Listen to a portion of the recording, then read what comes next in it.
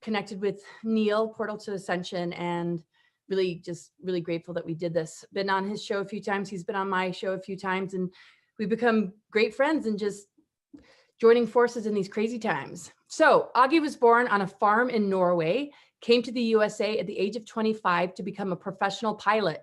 He did so and in a partnership owned a flight school, air taxi, and air carrier. After retiring from flying, he started studying the mind deeper, taught the Zox Pro mind development course, which is, and is a hypnotist, author of several books, and was a TV talk show host for 6 years and is a radio talk show co-host on broadcast Team Alpha. He has been teaching classes on self-hypnosis, meditation, psychic abilities, astral travel, and universal success principles. At this conference, he will be talking about the scientific evidence that we live in a self-aware, mind-created computer simulation, and will reduce the science to simple principles and analogies everyone can understand, and how we can reverse the aging process as the Nobel Prize was given for its discovery. And nobody told us. Time permitting, he can explain time travel and how it works with photographic evidence of time travel. This is going to be awesome. So take it away, Aage Nost. Thank you, thank you. Oh, this is going to be so fun. And I am so honored. If you guys out there in Radio Land, look at the panel of the speakers on this forum. I mean, these are the most accomplished and knowledgeable people on earth when it comes to anything outside of the box. And I am so honored to be part of that. Maybe I'm in over my head here, but it feels good. And I know I got a little different talking style than many, and I like to have fun also while I do that. And I know that most good speeches, they always start with a joke. But I'm sorry, I don't really have one for you because my mind works like the browser on my computer. I got 47 windows open, 8 is frozen, and I have no idea where the music is coming from. So I'm going to try to work myself through this. And I only got about an hour and a half to explain the universe, how it works, and a lot of the things in it. So I guess I'm going to start. And it's not enough time, so I'm going to reduce it to commonly understood principles of quantum mechanics. And I will talk about 3 things. One of them is reversing the aging process. And yes, this is actually real. And I'm going to talk about that later on in the talk here. But I want to mention this, that, yeah, the Nobel Prize was given for the discovery of it. And it can be very simple. Now, if you're 22 years old, 12 foot tall and bulletproof, you don't really care. But you have parents. Get them here, get them from anywhere in the house, get them and put them down by the time I get to that talk on reversing the aging process, because I know they are going to want to know. And because this is something that I get emails about every week from people that has been doing what I'm doing, and they are so thankful because all kinds of ailments and stuff are going away, and they feel like wrinkles are going away, hair colors coming back and stuff like that. So there's neat stuff happening here. And I also want to talk about how the universe works. There is actually some science behind all the stuff that you hear the other speakers here talk about today and tomorrow and yesterday. Yes, outside of the physical, there is things going on that is hard to explain, but much of it can be explained through quantum mechanics. And that can be reduced to parables that is fairly easy to understand. And I also will be talking about time travel. And this is, yeah, it's a difficult one to wrap our heads around, but I will show you some pictures that prove that I've had some experiences with that. And I also am going to show you an electronic device that I've had some very strange experiences with. And I think that most of us by now have figured it out that the world is not necessarily exactly like we have been told. We've been treated like mushrooms, and you know what that means. We live in a self-aware, holographically generated, mind-created universe. Boy, that's a mouthful. I'm going to say that again. It's a self-aware, holographically generated, and mind-created universe. And there's some credibility behind this, because I'm going to lean on quantum mechanics a little bit here too. And there is a physicist. His name is James Gates. And he says that using the principles of quantum mechanics on the blackboard, he says that deep in the equations that explains fundamental particles, like, you know, electrons, protons, neutrons, and all the way down to the omega that is phasing in and out of physical existence, we find computer language down there. Ones and zeros, and concepts represented by ones and zeros. And we are created by those particles, electron, protons, and all these different particles that make up what we are. Even, I wonder, why is it so hard to understand that? It's because, well, let's say DNA has computer language in it. We can understand that because it can be mapped and we see it. And this computer language is so symmetrical, he says, it cannot be random. And these scientists, when they talk about this, their mind works different. When they look at an equation, they don't see numbers and letters and symbols, they see concepts. Like if I was to talk with a physicist about this and I mention alcohol, he won't listen, he won't hear alcohol necessarily. He says C2H5OH, that is alcohol to him, and he see the whole concept of it. So when they look at the blackboard, they don't see just letters and numbers and all that. They see concepts interacting with each other. And this gets a little complicated for us, but for them that has been trained in it, that's how they read what they have written. And what it actually means to us is that there is a computer program creating all this and everything around us. I wonder if that's Nori. Nope.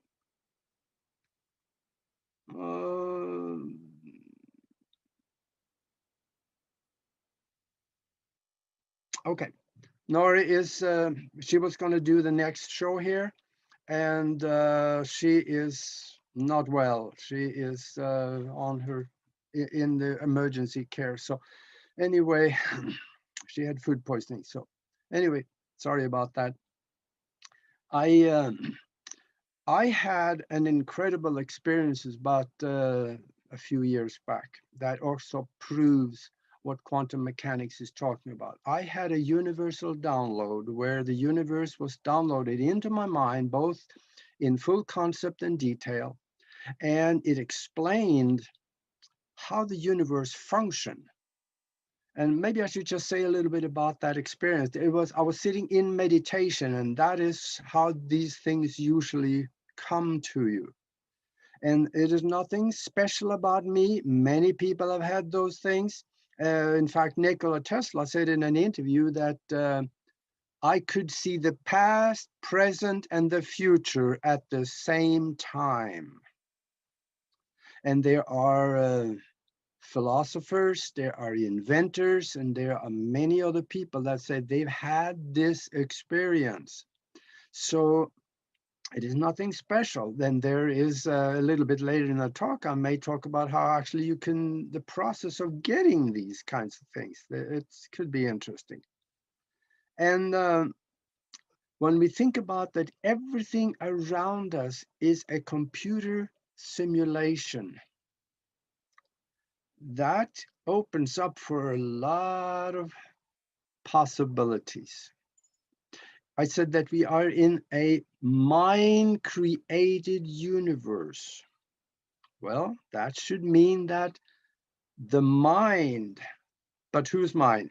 Well, the universal mind has set down the foundation for everything, and we all have agreed on that. So our mind is the one that is projecting it from the universal mind or universal consciousness through our mind into our environment around us. And since we are the guy or the gal sitting at the computer doing this, we have the capability of creating things in our environment. So for those people out there that says, well, whatever happens will happen, I'll almost guarantee you, yeah, it'll happen. But it may not necessarily be that what you like, because we are filled with negative programming from society, from media, from government, from all kinds of other educational sources that plant ideas in our mind, and we accept them as facts. That's where we went wrong in the first place. We should create our own facts based on what we want and place that in our subconscious mind, because it's been determined that about 90% of your day is created around the subconscious mind programs that is already in there, and 10% of what's happened is actually created from our own mind, of the surface of it, the conscious mind. So this gets a little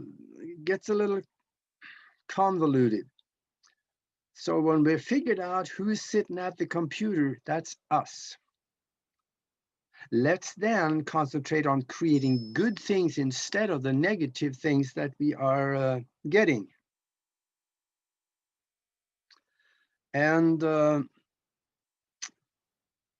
I have an analogy I'm going to run by you, and this will explain how the universe or how your mind can create things.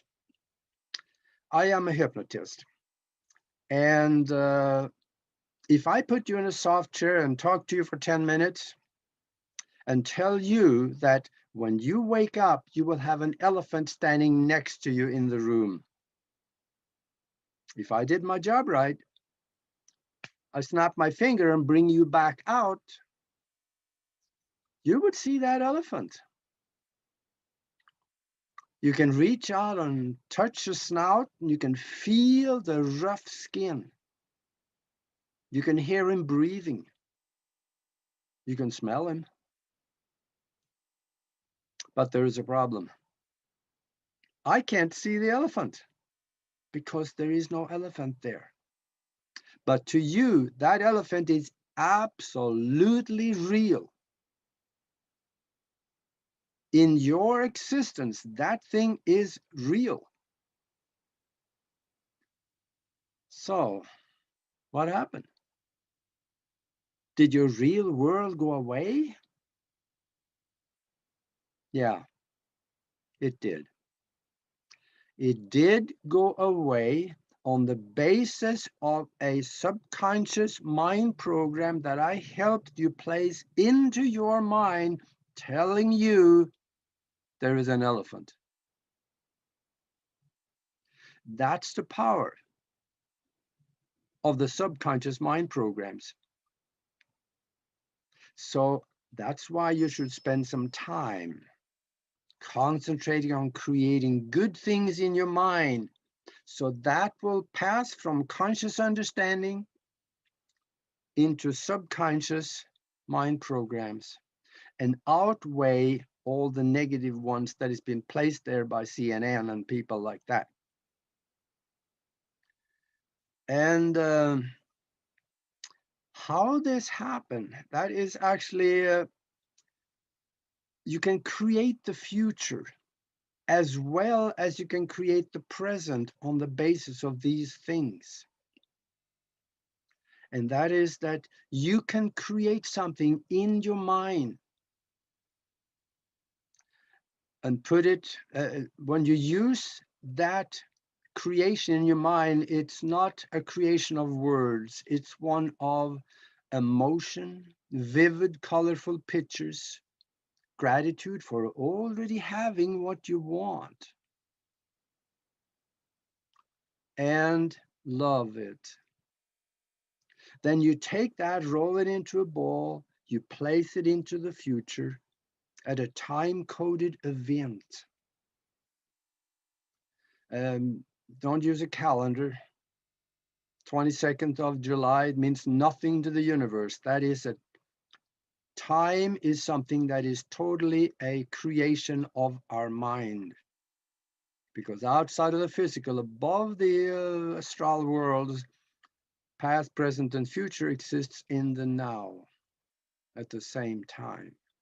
So when you place that in the future, put it at a time-coded event like a birthday party, Christmas party, New Year's party, on another event that you may have, where you visualize yourself standing around with friends that is also benefiting off of what you have created, standing around toasting it to the success of what you have created.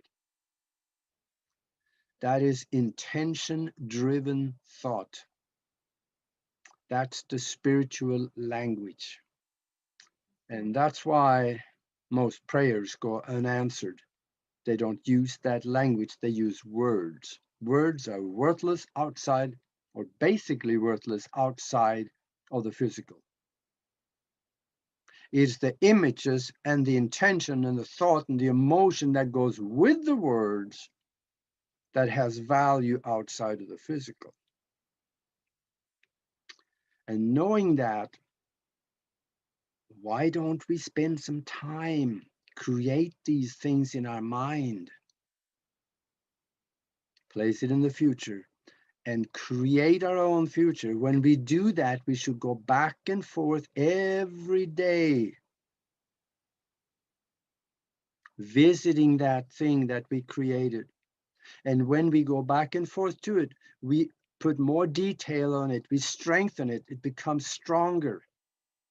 And what we lay down attractor strings to it, that is tiny white strings that attaches that thing in the future to our present moment.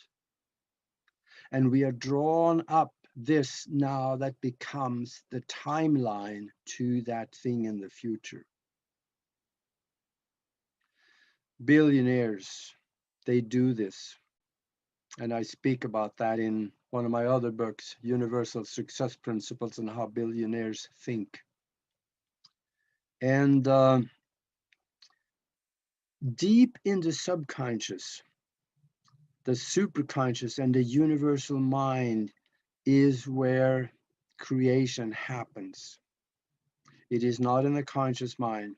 That just comes up with ideas and massage them. But it has to be transferred into the subconscious. And from there on, through the superconscious mind out to the universal mind, where that concept you created in your mind is looking for a match in vibration.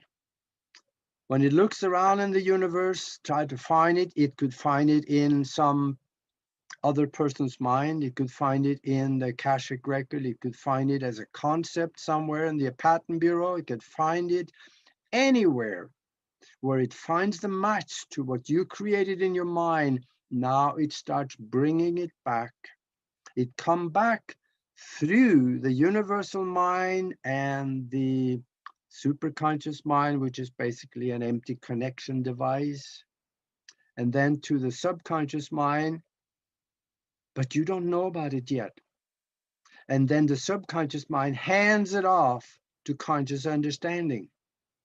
So you can start seeing what you looked for and how to create it so you can go and help the universe help you create it, because we should do whatever we can to help the universe create.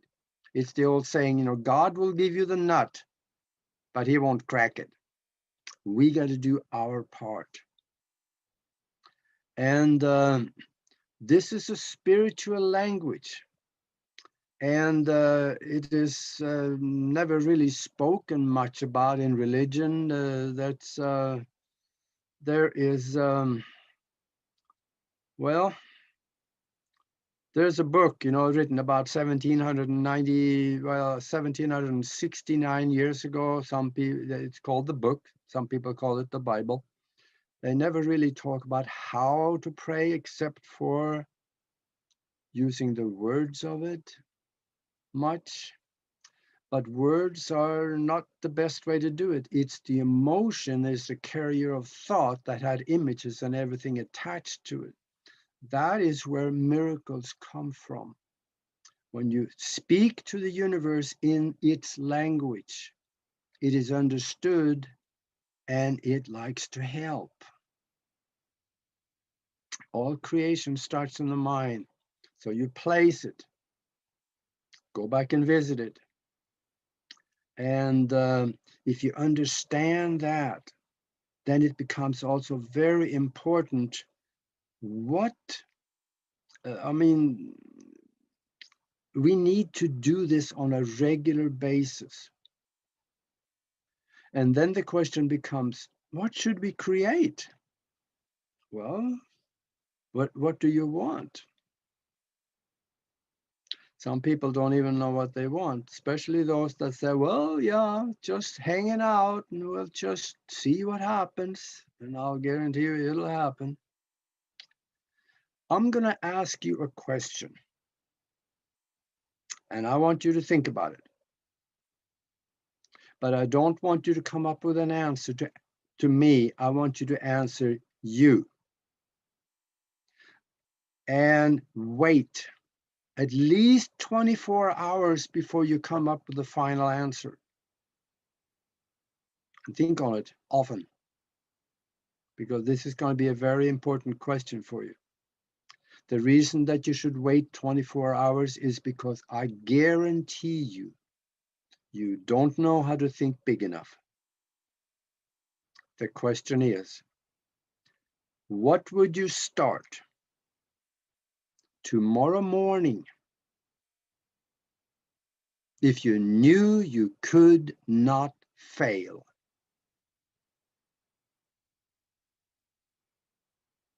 Okay, I paused a little bit on purpose here because I want you to think. What would you start tomorrow morning if you knew you could not fail? Think back on what I said before. Everything starts in the mind. The mind can create absolutely anything in your physical existence around it, around you. It can create absolutely anything when you help the universe create for you and through you. So decide on something that is big enough to satisfy you, that you want to accomplish. Spend some days meditating on it. Create it in your mind. A billionaire told me one time, I don't start anything before I first have it all worked out in my mind. That means how it looks, how it works, who's going to work it, who's going to be in charge, where are we going to have it, all of these things. He works out in his mind before he starts doing one single thing physically to create it. We should do the same. Billionaires, they think different than we do. That is why they're billionaires. And I know there are some crooks in there too, but it doesn't matter. Creation can be done at any level of spirituality. So the creation happens on the basis of what comes from here. The mind, I'm pointing to your head and your heart, because the heart is a big portion of the creation process. There's actually a brain in the heart, which have about 50 to 75,000 neurons, that is hardwired to the pituitary, and it is responsible for emotions and creation. And a lot of these things go through the pituitary out, which is the gate to the universal mind.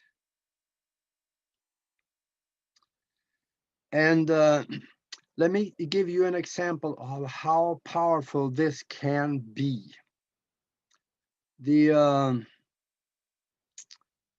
Just one example here. I think it's about 25 years ago. This is the absolute best example that I can possibly think of on the magnitude of it. Well, we've done some things too, stopping hurricanes and stuff, but Art Bell, most people know him. He was a radio host, was hosting Coast to Coast AM. And one night, he was trying to help the people in Texas because there had been no rain in Texas for about 4 months. Towns were running out of water, cattle was dying, there were brush fires everywhere. And he asked his listeners, let's all visualize rain over Texas. I was listening that night and I participated. I did, and so did a lot of other people. During the latter part of that night and the next day, there were thunderstorms and rain all over Texas. And the weather forecasters came out and said, we are dumbfounded. This shouldn't have happened. There were no moisture in the computer models anywhere. It should not have happened. But the moisture showed up and we had rain. They didn't understand. Well, I understood. It was because of the mastermind created by Art Bell's listener focusing on rain over Texas. Now think about that. That's powerful. Norilov and I have created a mastermind. We call it the Mastermind Connection. If anybody wants to be part of that, you can email it. I'm going to give you the email. That's themastermindconnection@gmail.com. And we do some incredible things. And one of them, we helped stop a hurricane that came up from Africa, sneaking up the coast of Cuba at the category 4 and a 5, bouncing back and forth. Headed straight for Florida. In 90 miles, that hurricane collapsed to less than a tropical storm of 75 miles an hour. It was 200 miles an hour when it left Cuba. In 90 miles, it collapsed. That shouldn't have happened, because when a hurricane moves over hot, warm water, it picks up more moisture and becomes even stronger. This is the power of the mind. And this is what you can do. But you got to go within and find it. And I have another book here, Spiritual Science, Higher Conscious Thinking, and How to Access the Universal Consciousness, where I explained in detail how to do these things. And we also do that in the Mastermind Connection.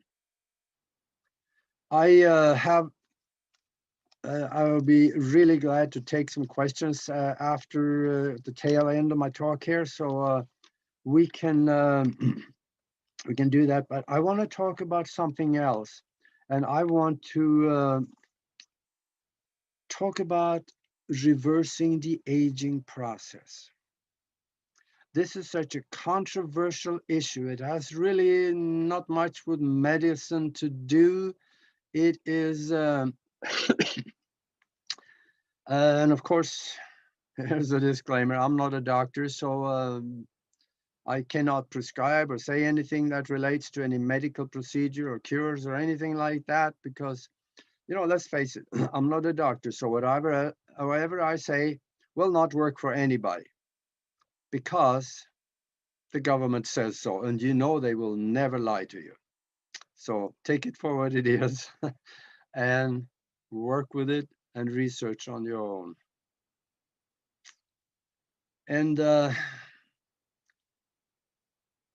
thing is, in 2009, 3 doctors got the Nobel Prize for discovering an enzyme that reverses the aging process. And nobody told us about it. This should have been the most publicized medical discovery this millennia. But nobody seems to know about it. 12 years ago, or 11, this was discovered, and nobody seems to know about it. Even doctors don't dare to talk about it. It seems like there's a black hole around it. We wonder why. Of course, I got a theory. It doesn't fit the agenda because somebody that think they are somebody say that the earth is overpopulated. Why in the world would we want to extend their life to have people quit dying? And you know what will happen to Social Security and the pension programs if people quit dying, right? So we don't mess with the paradigm. That's the way they want it. Besides, when you die, they get to cash in the bond that they wrote against your life when you were born. Minimum of $2.5 million, and that's grown to many millions over the years. Oh yeah, there's money in people dying. So I would say there is some fear among the doctors. I know there are some naturopathic doctor. I know of one that talks about it. And the thing is, it's simple. I'm doing it. And I'm 75 years old. 5 years ago, I started to look a little ragged in the edges, gray hair, and lots of wrinkles. And some of that seems to go away, and hair color's coming back some. So it's not an overnight process. You're not going to be, a snot-nosed kid 3 weeks from now on a Thursday at 2 in the afternoon. That's not going to happen. But it takes a while. But the body starts rebuilding itself. And when we talk about reversing the aging process, we're nipping at the concept of immortality, aren't we? The question is, immortality, is that possible? Well, immortality, I guess if you look at the definition of it, that should be something like not ever die. I'm not so sure that is all possible because sooner or later you're going to step in front of a bus doing 60 miles an hour and all bets are off. You could get sick or you have an accident and things happen. But there are some people that has become very old. And I plan on doing that. I'm probably the healthiest person I know. I've never really been sick in my life for many different reasons. But I found some really, really, really, really old people. First of all, the first example I want to tell you about is in the mid-1950s, there was a Chinese university professor that came to New York. And it was on an exchange program. An American university professor went to Peking at the time, now it's Beijing, and they were exchanging cultural concepts and ideas and stuff. And this university professor from China went out with some colleagues in New York one time, and they had dinner, and he got food poisoning and died. Well, you know what happens when you do that? Then you end up at the morgue, and they start going through his papers, and they found that something's wrong here. This can't be right. So they called the Chinese ambassador, and they said, wait a minute, this guy is 154 years old. That can't be right. And the ambassador told them, yes, he is. So they asked him again, how can that be? And the ambassador told them, well, first of all, he only eats Chinese herbs and berries for food. And for the second, He knew he could never die. Think on that. That goes back to my concept of whatever's in your mind is what you're going to have in your life. He knew he could not die. And we can create anything around us and in us by the way we think and what we do. So now it could start making sense that he was 154 years old. I found another guy. And by the way, having a passport saying you're 154 years old, that pretty much that the government guarantee your age. Found another guy. That was Li Xingyuan. He was a Chinese, he was a martial art instructor for the Chinese army for as long as anybody could remember. And he died from an accident at 256. And the government verified his age. There's kind of a cute little side story to that one, that New York Times, the newspaper, had somebody in Japan at the time that they were working with, where I think he was a newspaper reporter. And they sent him over to China when they found out about this. And they went to the village where this guy lived, and they talked to the people there. And they showed the newspaper reporter Chinese documents congratulating him on his 200th birthday and his 250th birthday. And there were some other papers that also confirmed his age. And he had 23 wives and over 200 children and grandchildren over that time. Wow, So when we think about that, what is possible? Think about that. I also found a Saudi Arabian woman that he died at the age of 152 not long ago.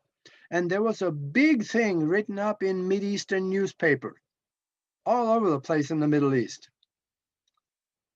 Well, there was nothing about that in the Western media, and nobody heard about it. But it was a big thing over there. But the thing about it is that these people, they don't live like we do in the West. On top of what I just mentioned here, look at the Sumerian kings list. There were kings that lived for thousands of years. Google the Sumerian kings list, and you'll get an eyeful. Now, all these people, they live different than we do. I am sure they ate pure food. They didn't eat the pretend food that we get at the grocery store full of poisons and the poisons in the drinking water that you get from the tap. Now we have fluoride in the water. Fluoride is one of the most toxic substances on Earth. And they put it in your drinking water. I was a pilot. I flew freight. And there, ever so often, we got a barrel, a yellow barrel with black stripes around it, skulls and bones on the forward parts of it. And it said on there, even there and on the hazardous hazmat manifest, that if we touched the barrel with bare hands, we had to immediately go wash our hands and call poison control. And I was commissioned to fly these barrels to different cities. Can you imagine why? Yeah, for the city to put it in your drinking water. Put that one in your pipe and smoke it. Are you sure you want to drink tap water anymore? Most cities have it. I think almost not all of them. There are countries now in Europe that is banning it, and there's some awareness coming around from it. Now, Another thing is that science knows what causes aging. There is really only one reason for aging, though there is many contributors to that one reason.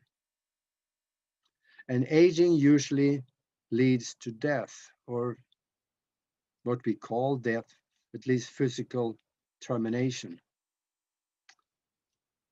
Even in the Genome Project, they found 3 contributors to this reason. And even though there's only one cause, but several, what they call it, 3 contributors. One of them is shortening. The real reason is shortening of the telomeres at the end of the chromosomes inside your cells. The telomeres, they are kind of like the end of a shoelace. It's a little hardened part of the end of the shoelace that makes you able to put the shoelace through the grommet in so you can tie your shoes together.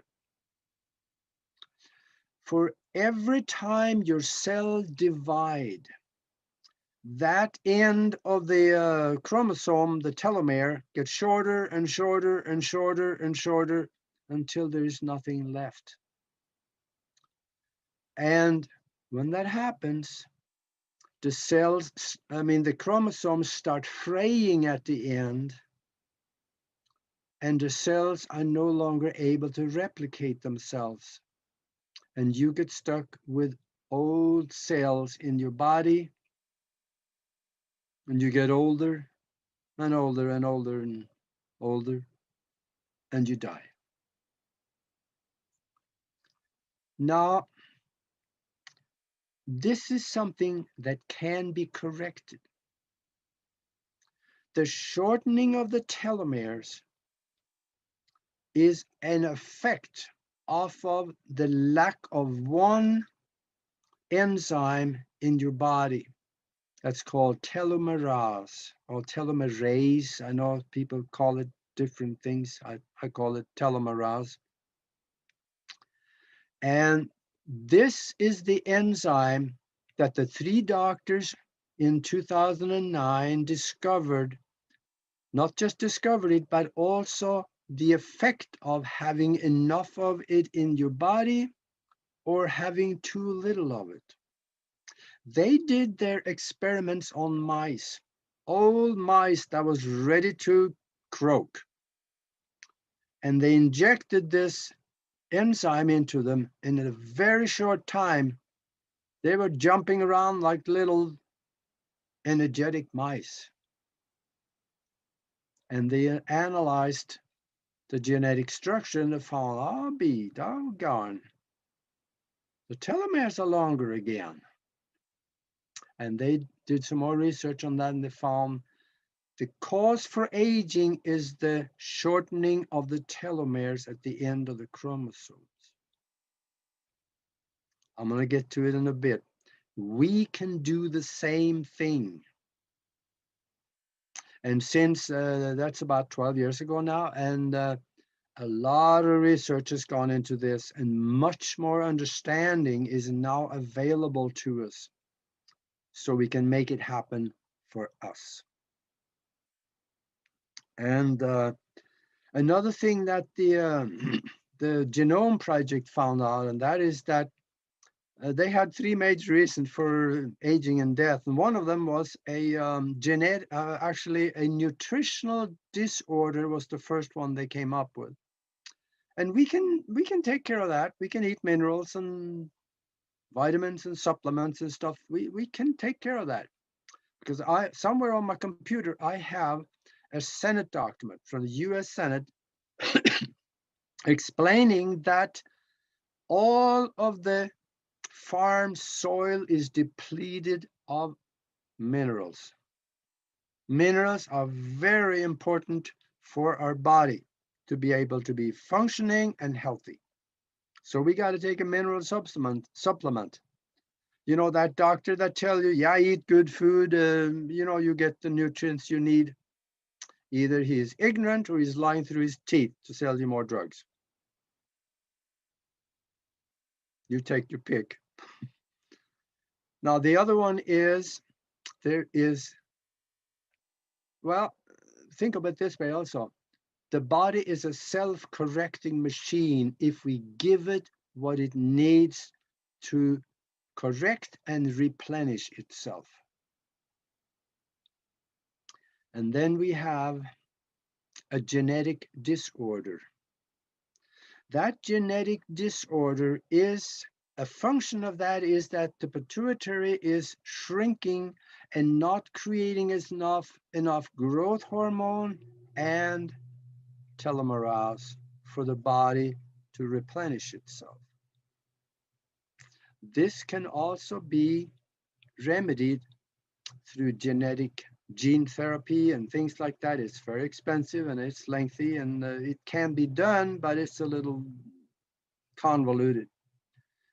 But then the third reason for aging and death, oh yeah, we're probably going to lose a few people on this one, and that is religion. And I can hear a few people laughing back there. Think about it. Most religions, they're telling you, well, yeah, you're going to grow old and you're going to die. Okay, and we have accepted that because, especially since we were small, we always remembered believing what our parents told us, what the preacher told us, and what society tells us, and medical science is telling us. Yeah, they're the authorities, so they got to be right. But think about it. The religion tells us that we're going to go old and we're going to die. But think about it also this way. When you get older, because you don't eat right and you do the wrong things at the wrong time, you get sickly, your knees start hurting, and you start having operations to get new metal knees, and you start losing your mind. You can't remember who your wife's name is anymore, and all things go wrong with you. You get heart transplants, and you get all kinds of goofy things, and you get older and you get sicklier and you hurt everywhere. And religion is telling you that when you get old, you're going to die, and you go to this wonderful new place where there is no pain, there is no disease, there is only bliss. And when you are hurting everywhere, that place starts to look pretty good to you. And your mind is starting to draw you towards it, and you're going to die. Did that make sense? That is why I say religions are one of the biggest plagues on earth next to government. I have a paper on another computer somewhere. Just happened to know the second in command of the Genome Project, and he sent me a paper. The title of the paper was "The Secret of Immortality Has Been Solved."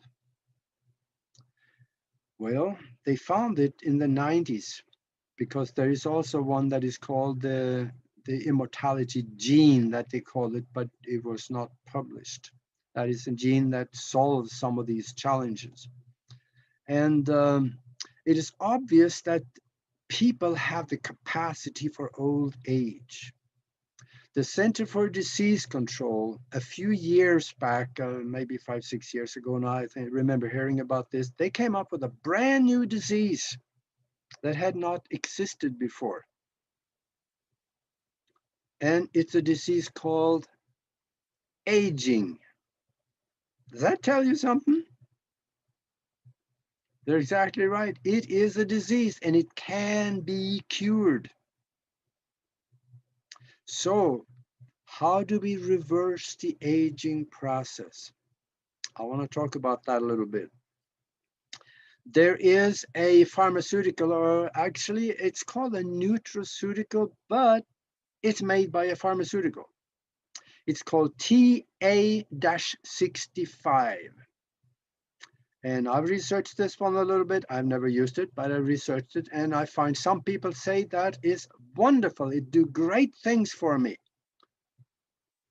And other people say, didn't do anything for me. Taking it for 3 years, 2 years, nothing. So the jury is out on that one. So we have to do our own evaluation. If you find it on, you can actually get it on the internet. I think Amazon, I think I looked about a year ago and they had it. And it'll set you back $400 a month or something like that to take it.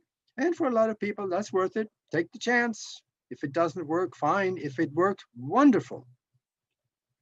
But there is another way that I am doing, and that is doing it the natural way through herbal medicine that create the disorder. I mean, it corrects the disorder. And that is the Chinese herbs that was probably most the cause for Li Xingyuan dying at the age of 256 in China. I studied that mine in several different languages, and it seems like go to foreign sources before they translate it into English, because somehow the good parts seem to be left out of the translations when it comes through Google. Go to other sources from other papers, from research papers in other countries and stuff like that. You can find some of these things. Our body create this enzyme, telomeres, all on its own. And we can help the body do it. And when we get enough of this enzyme, it will become, like it says in the papers that was issued to the Nobel Committee in 2009. Somewhere in those papers, it says, one of the doctors wrote, if we had enough of this enzyme in our body, there would be no reason for anyone to ever die from old age anymore. I would suggest, don't listen to me, go to the Nobel Committee's website, go down to 2009, scroll down again to medical submissions, and read the papers. You're gonna love it. So what did this guy, Li Xingyuan, eat, and how did he live? Well, he was a martial art instructor. There's a lot of mind discipline that is taught in the martial arts, and I wish everybody on this panel and this listening audience would look into what you can gain from starting to study martial arts. I did, and it helped me a lot decades ago. And one of the things that he did, he had a ritual of things that he did during the day. He woke up, and when he woke up in the morning, he had a ritual that lasted about an hour of things that he did. Meditation was one of them, and he did other things before he went to work and did something. And in the evening, he did the same thing. He didn't eat in the morning or noon. He ate in the evening. And here I'm going to mention some of the things of the herbals that he took. The most important thing that he took was the herbs of astragalus. Astragalus.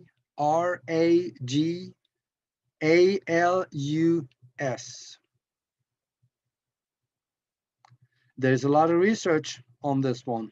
Medical research showing that this astragalus has equal or better results than the TA65 for the purpose of lengthening the telomeres, which stops the aging process. Another herb that he took was the Jiaogulan herb, J-A-O-G-U-L-A-N,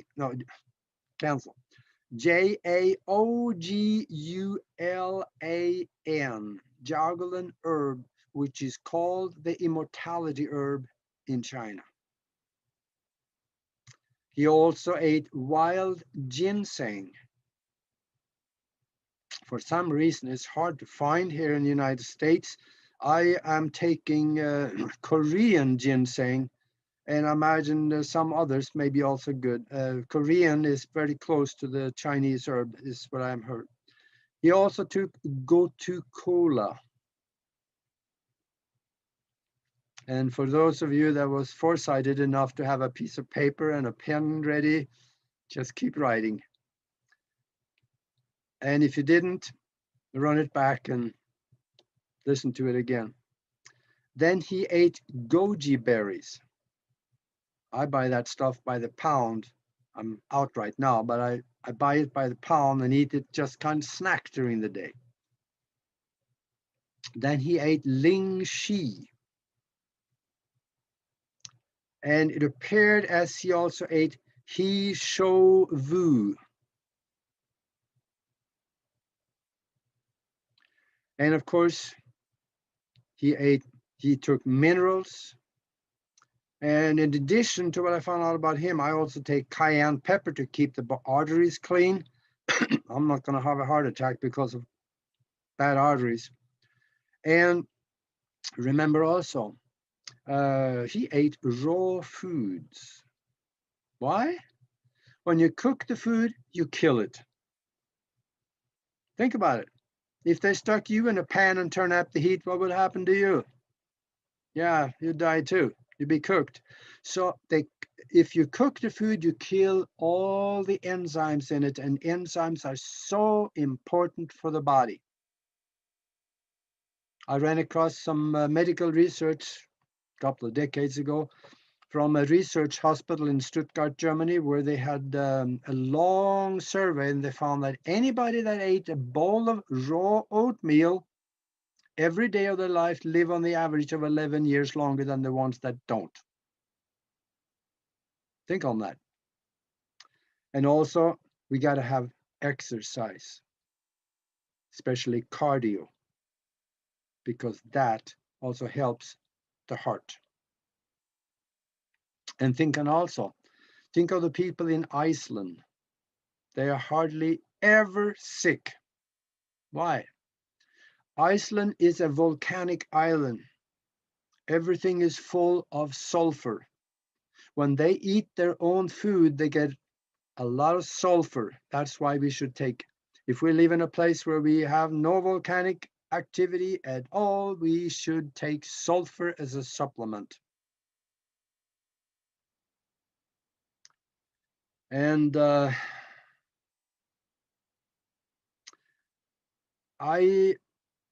in one of the previous talks, there was one that mentioned in the chat room that he had problem with the integration of the left and the right brain. Here's a good one for you. Look it up on YouTube. It's called Super Brain Yoga. It is a way to interact or combine or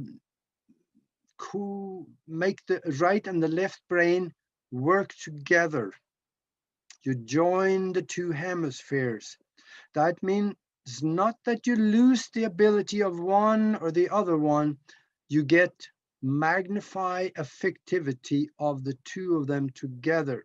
The way you do that, you reach over from your right hand, touch your left earlobe, and your left hand touch your right earlobe and massage them as you do squats. I don't understand why the squats, but it is part of the process. When you do that for 3 to 4 minutes, you put electricity from your hands into the earlobes, and the pressure points or the electric points on the earlobe that goes and joins the two hemispheres.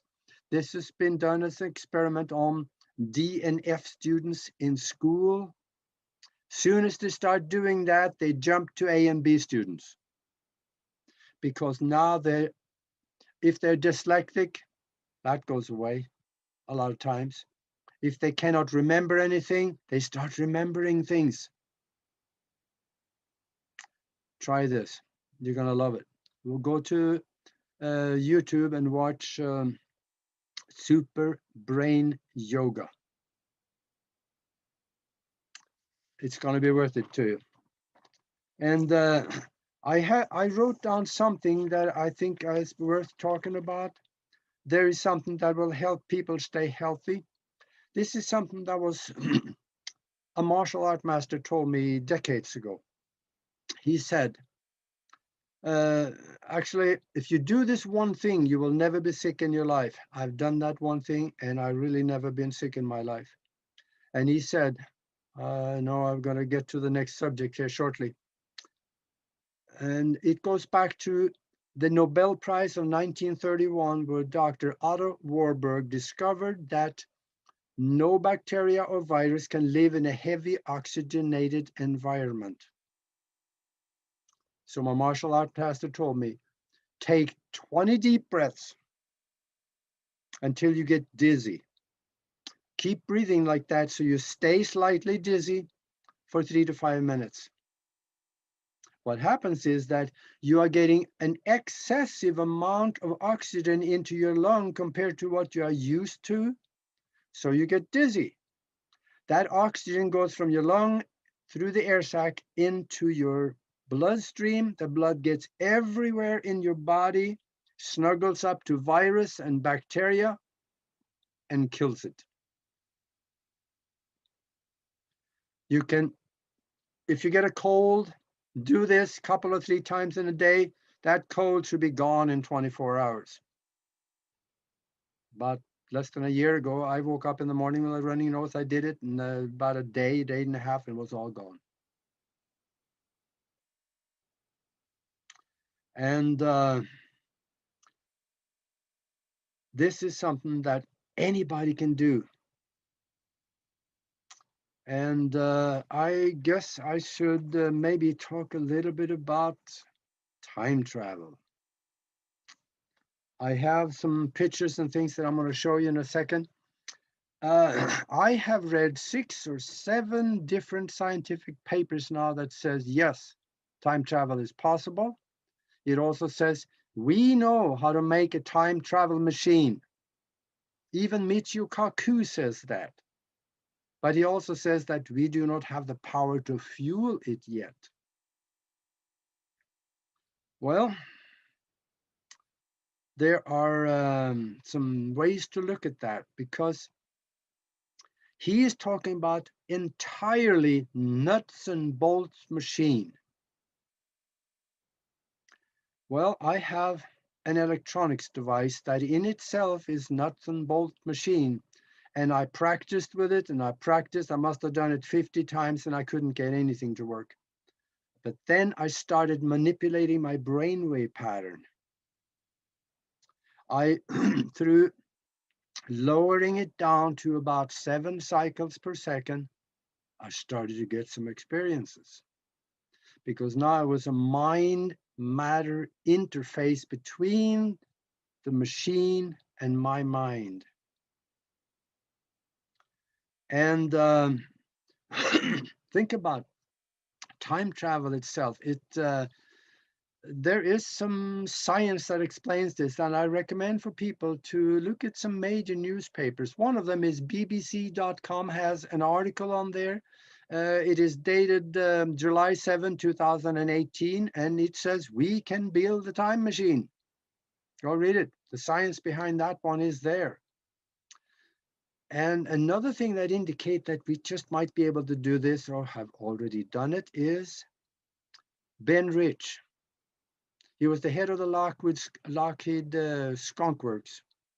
And he said something to the effect that we know how to take ET home, and it will not take a lifetime to do it.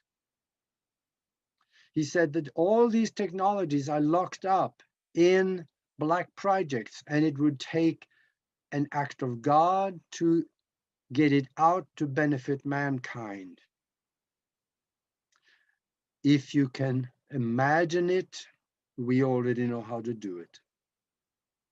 I have a vivid imagination. Think about all the things that we could do, and they know how to do it according to him.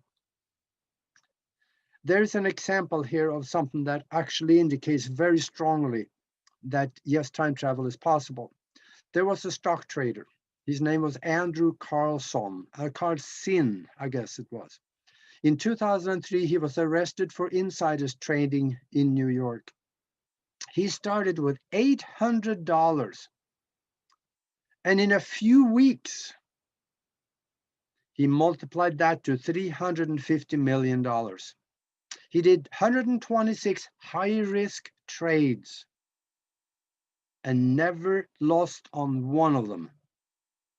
Of course, the governments looked at this. I mean, they're supposed to look at this. And they said, no, that's not possible. You got to know something. So there's insiders trading here. So they arrested him, put him in jail. They grilled him. And you can read about this if you go to, that is Weekly World News, March 19, 2003. There's an article about him written by a reporter that interviewed the police.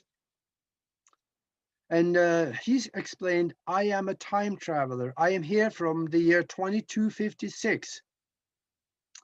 And I read the history. I knew which one of those companies would make surprising gains. I came back and I used that information. And the thing about it is that there were no records of this guy anywhere. No social security number, no birth certificate. His name did not exist in any public records anywhere. So they didn't really have anything concrete on him, so they let him go for him to promise to come back to court. He disappeared, was never seen again. So think about that. See, Newtonian physics that forbid time travel. It cannot happen. But Newton wasn't all that versed when it comes to the capability of the mind. Newton says that time travel from the past through the present all the way into the future with a locked in stone record of the past that can be remembered and brought into the present. Well, it looks like that on the purpose. But time travel also have some paradoxes in it that is for regular science, it's yet to be figured out. One of them is the grandfather paradox. Let's say that you went back and let's say back to when you were 3 years old, you observed something and a rock fell on you and killed you. Well, how can you exist now if you got killed back there?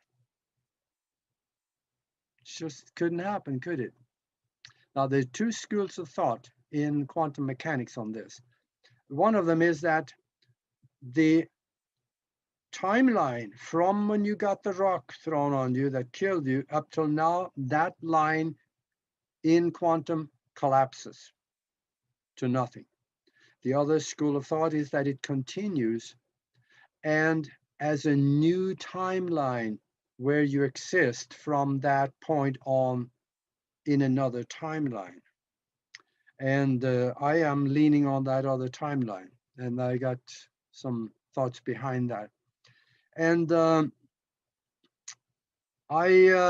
going to show you a couple of pictures. So let me share screen here.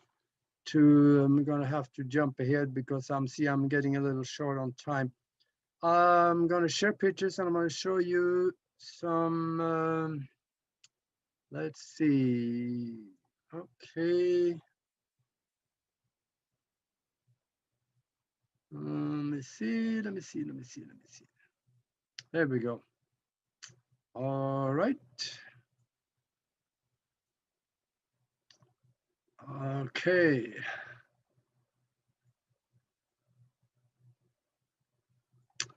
All right. I'm trying to get to it. Share screen. And I'm going to share sound. Here we go. I hope you can see me. If you cannot see or cannot hear, please wave at me so I can redo this. I think it is all right. These two pictures are taken at the same time. I'm going to click on one so we can see what happens. And this picture, okay, we can see. This picture was taken on October 18, 2008 at yeah,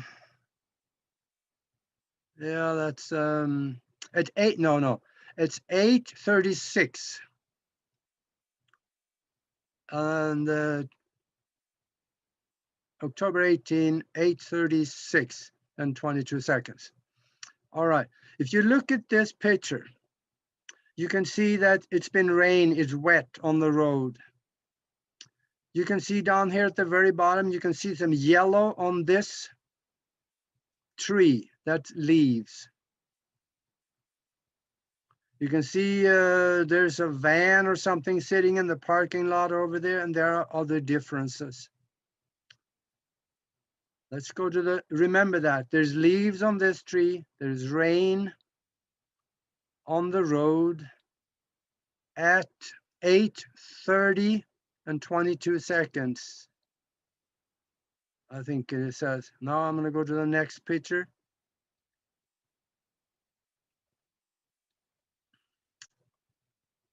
Okay. Did that do it?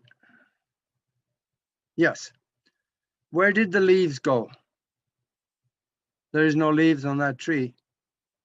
And there's no rain on the road. There's no glistening in the rain. The van is gone, but the picture is taken at the basic same time, 8:35:17. So it is 1 minute and 5 seconds apart. All the leaves had to disappear from this tree in 1 minute and 5 seconds, as well as the road has to dry up in 1 minute and 5 seconds. And when it comes to the van, I guess that is possible. The van could have driven off in that time, but there are some differences in this picture. And if you go to broadcast team alpha and go into the photo gallery, go to page 15. These are pictures number 9 and 10, and you study them because there is some text that explains how they were taken. I was sitting at the computer and did a time travel experiment. Before I started anything, I took a picture. And then hours later, I went back to the computer and I did this mind experiment when I tried to put myself back to the exact time that I took the first picture. And I took a screenshot of it. And I missed it by 1 minute and 5 seconds, but something happened that should not happen. And that is that it should not be that much change. So obviously I ended up in a different timeline. And that is what is the wild card with psychics. They can predict things in the future, but they do not understand if they end up in a different timeline, things might be different. That is what happened to me back in 2003 when BBC television came over to the United States to do a TV documentary on time travel, interview Michio Kaku and Green and myself, and I demonstrated a time travel device on that TV documentary that was showed to every English-speaking country, and that was about 1 billion people. Some of the stuff I predicted on that I have seen in the future did not happen, because now I'm in a different timeline than I would be as my mind was at that time, because back then I was all involved in the government conspiracy and fighting the government and so on. And if I had stayed in that timeline, these nasty things probably would have happened. But I switched. I went into a more spiritual arena, and that is why some of those things didn't happen. So I'm gonna also go to, here you go. This is a picture I'm going to show you the real thing here shortly. This is the time travel device that I had some strange experiences with. I must have experimented with that probably about 50 times, got nothing until I started inviting the mind in on the game. This is basically a radionic computer with a time chip in it. And this creates, through the magnet that I'm holding in my hand here against the solar plexus, when you plug this in, the magnet creates an extremely strong magnetic field, set up a bubble around me. Anything in that bubble, like it interacts in the quantum level with the mind. Where the mind goes is where I go. And here is the time travel device. I'm going to see if I can get this into the picture. This is where it is. And there's a well in it where you can put things in it. That can be used for healing as a computer would, a radionic computer would. There's some tuning switches there, and there's a stick plate right here. So that's what it looks, that's the size of it. That's all there is to that one. Here is the magnet. I know it looks pretty crude, but it's got some power to it. I can put this on the table, put it in, put, let's say, a small metallic object a foot or two away from it, and boing, it bounces right to the magnet. So it sets up a very strong magnetic field around it. There is also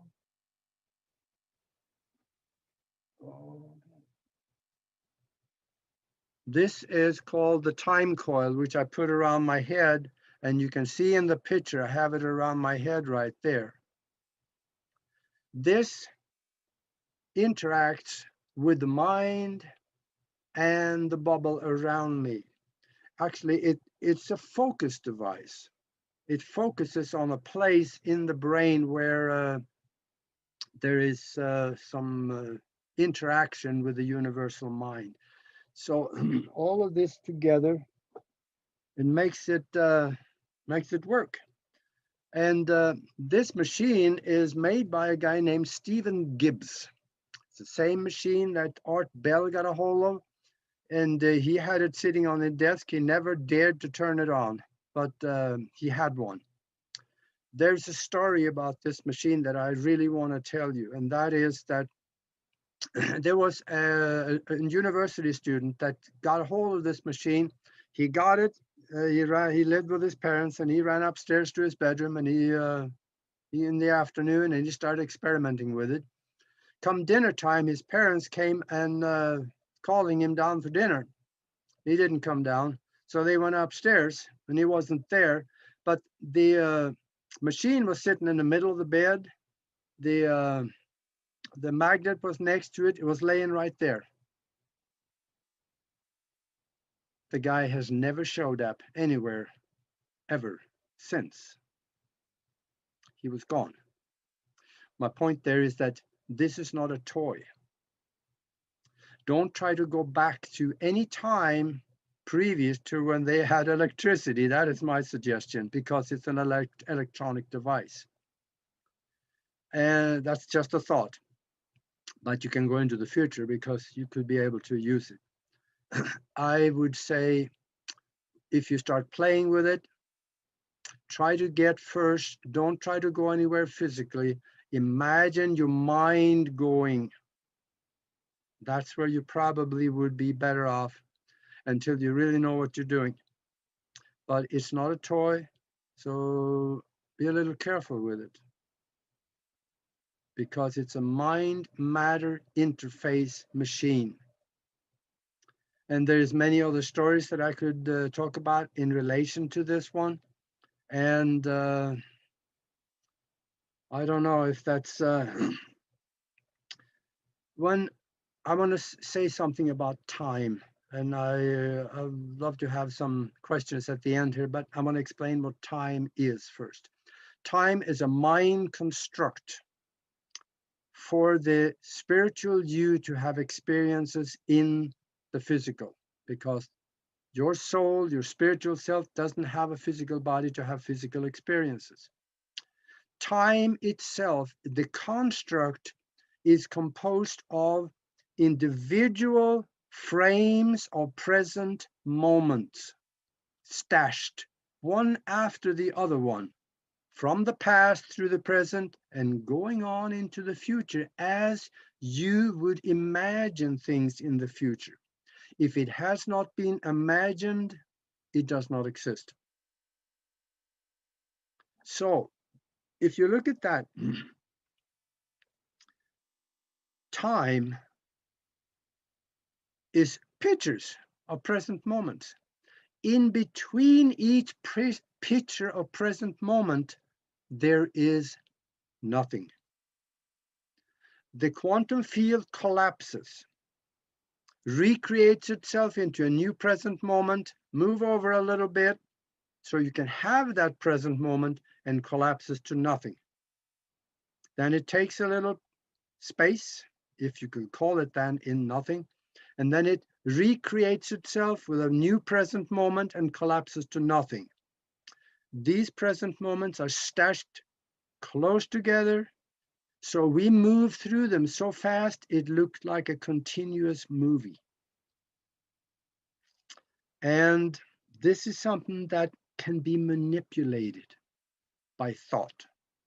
And there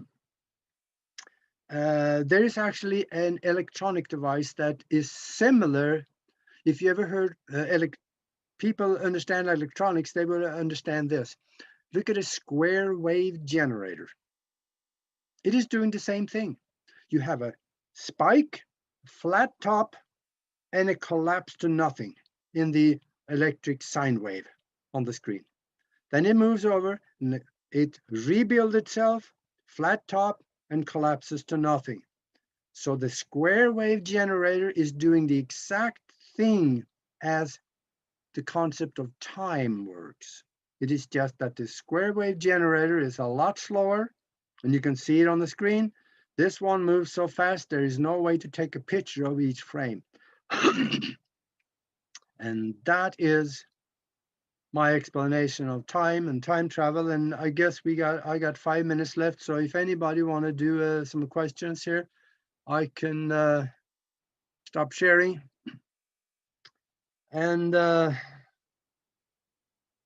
yeah, was there anything that I had a couple of notes here, and that is, no, I guess if there's anything that wants to have a question answered, just see if I can, what's the time coil made of, Kate? Well, yeah, it is a rubber or plastic time coil with, of course, it's a copper inside of it, I would presume.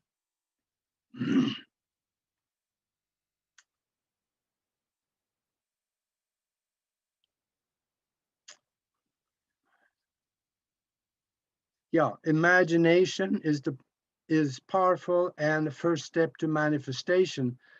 You could say in some ways that you are manifesting your movement into the future.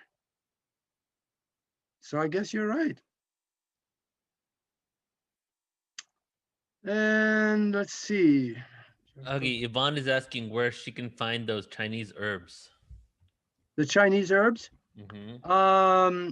Go to Broadcast Team Alpha. Better yet, go to Broadcast Team Alpha. Scroll down into the radio programs. I got two radio programs in there. One is about 53 minutes, explains in detail what I'm doing and what people get for results from reversing. And also, I go to pipingrock.com in order to buy the herbs. And I have, if you go to Broadcast Team Alpha and watch those videos, you can get my my membership code and you get a 10% discount. That might help. But I researched them and they are the best in price. And I found they got good quality and probably the best in quality. Beautiful. Aage, great information, brother. I want to share something with you, just like an article real quick based on what you were talking about. Right. So here is an article, right, Aage? This is on a new study that just came out last year, I think. Well, no, they started a few years ago, but the study has just come out. But basically, on scientificamerican.com, they're saying that they're doing research now into the grandfather paradox. And from their theoretical research, that when you go back in time and when you go back in time and you do something to alter the timeline, the universe has this tendency to correct itself, is what they're saying, right? And that the paradox wouldn't be created, and instead, if you went back in order to, like, for example, say you killed somebody, right, in the past that completely shifted the timeline, something else would occur on that timeline to make sure that your future remains the same that it was when you first left it. What are your Yes. thoughts on that? Oh, yes. The universe have a safety valve in it. Mm-hmm. You remember, whatever you create in your mind and you think and you create in the physical is energy. Energy doesn't go away. It just transfers itself to maybe different forms or different times. But we can go back. This is actually good. What if we did something really stupid in the past that we wish we never had done? Well, boy, do I have my hand up. So what if we want to go back and change the past? There are now scientific experiments that is done using quantum mechanics where this is possible to do. We can actually do this. Let's say that you go back to a time before that stupid thing, embed yourself in a time-coded event before that, and vision that, get that clear in your mind, and then imagine yourself making a totally different decision than the stupid one. Then you can start a new timeline from there on and develop that timeline in your mind. And you just might find yourself in that timeline where the stupid thing did not happen. Now, the thought on that is that chances are you will never know that you did the stupid thing in the other timeline. But that's what quantum mechanics is saying. But on the other hand, I have two pictures from two different timelines that should not have happened. So there must be a way to merge them from one timeline into another. I have these pictures as we speak right now. They're being scrutinized quite a bit, and they're going to check them out to make sure there's no dislocations in the pixels and things like that on it. And I'm going to report on that later when I get the written results on it.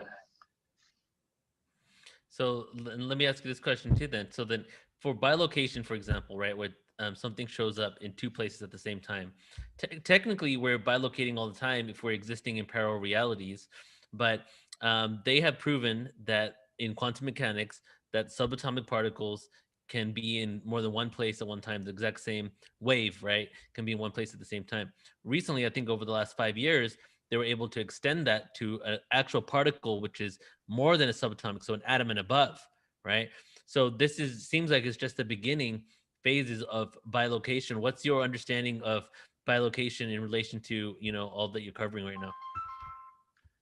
Well, first of all, let's go back to the principle basics.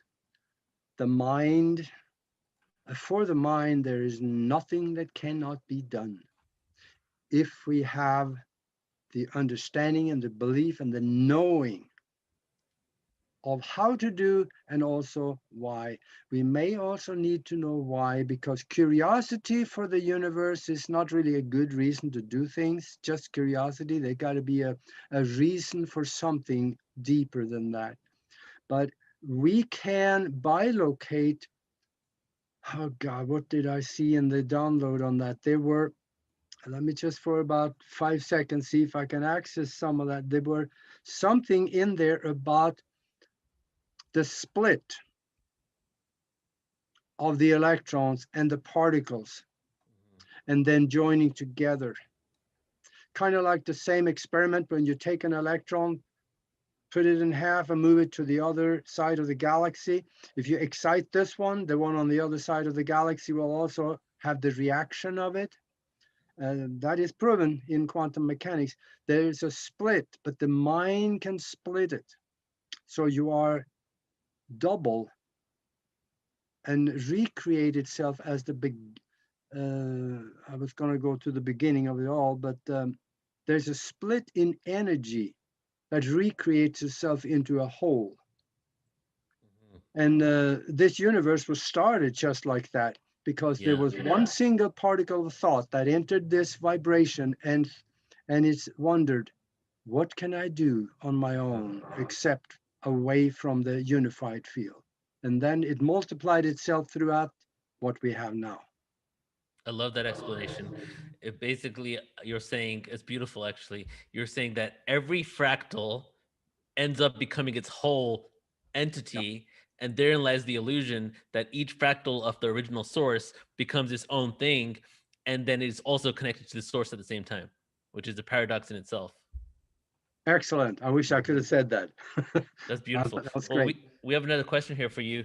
QL is saying, is your understanding that our spiritual life force gives the inertia to jump frame to frame that appears fluid? Does that make sense to you?